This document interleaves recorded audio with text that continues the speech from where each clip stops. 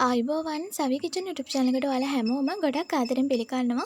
ඔන්න අදත් මම රසම රස chili paste recipe එකක් අරගෙන ආවා. ඉතින් අපි බලමු කොහොමද මේක ඉක්මනින්ම හදන්නේ කියලා.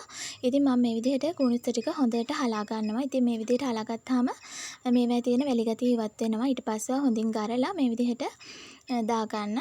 ඔන්න මම මෙතන කුණුස්ත ග්‍රෑම් 100ක් අරගත්තා. දැන් මම මේ විදිහට තෙල් ටිකක් ලිපේ තියාගෙන කුණුස්තු ටික ඉස්සෙල්ලාම බැද ගන්නවා. ඊට පස්සේ ඔයා මේකට ඉඟුරු සුදු ලූණු හොඳින් තරලා එකතු කරගන්න. ඒකටම කරපිංච ටිකකුත් එකතු කරගන්න. ඉතින් මෙන්න මේ විදිහට හොඳට බැදුනට පස්සේ මම මේක ඉවත් කරගන්නවා ලිපෙන්. ඒ වගේම මම ලොකු බීලුණු ගෙඩියක් ගත්ත හීනියට කපාගෙන ඒකත් තෙලේ බැදලා ඉවත් කරගන්න ඕනි.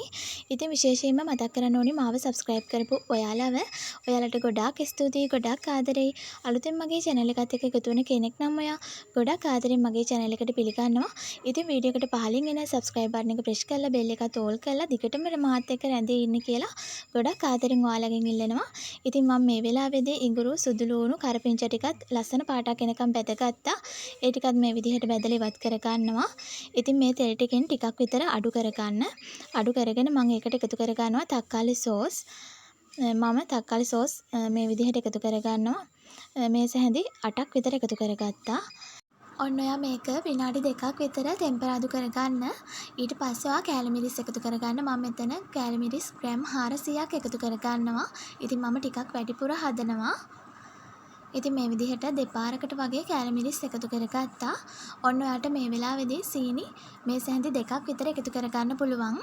ඉතින් මම සීනි එකතු කරගත්ත එක වීඩියෝ වෙලා නැහැ. මම සීනි මේ සැහැඳි 2ක් විතර එකතු කරගත්තා. ඔන්න ඊට පස්සේ මම කලින් බෙදලා අයින් කරගත්තු කුණුස්තු ටික, ඒ වගේම කරපිංච, සුදු ලූණු, ඉඟුරු ඒ ටිකත් මේකට එකතු කරගෙන හොඳින් මික්ස් කරගත්තා. ඔන්න මේ වෙලාවේදී ඔයා රස අනුව ලුණු ටිකකුත් එකතු කරගන්න. එකතු කරගෙන මම මේ විදිහට විනාඩි 3-4ක් ලිපේ තියාගෙන හොඳින් මික්ස් කරගත්තා.